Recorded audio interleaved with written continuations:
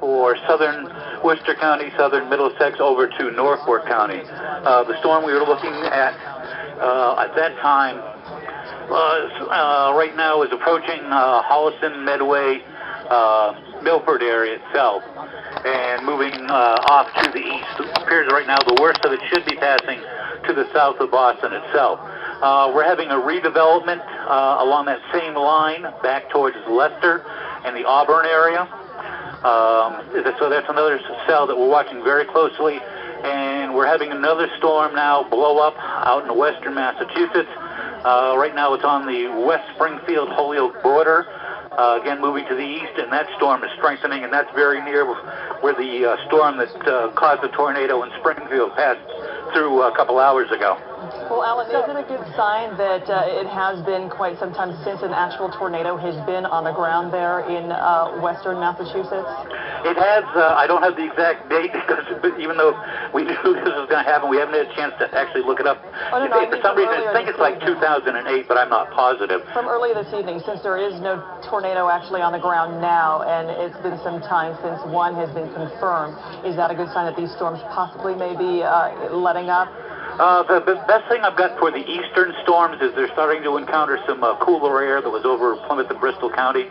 But the potential for at least severe thunderstorms and possible tornadoes to watch goes until 8 o'clock tonight. And I'm not really seeing, as they move further east, getting closer to the Route 128 circle, they're weakening a little bit.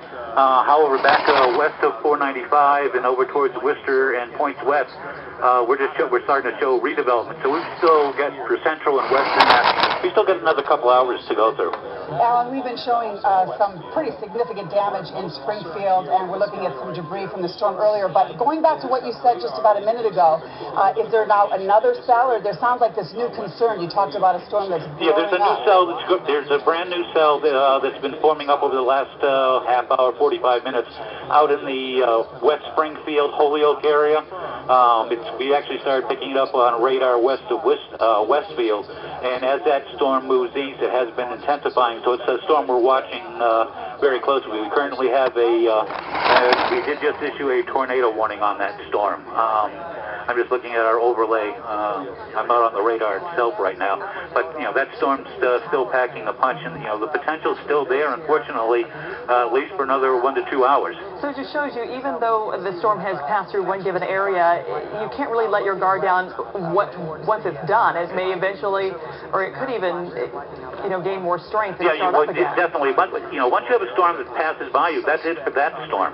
However, that doesn't preclude that there may be another storm forming, which is exactly what's happening out in western Massachusetts right now. We had the one go through Springfield earlier, and now we have a new storm that's formed during the last hour and is increasing in strength. And in fact, Alan, our meteorologist, said they just saw something in Springfield, Chicopee area. We have Jeremy Reiner here who'd like to sort of join in the conversation and ask you a question or two here.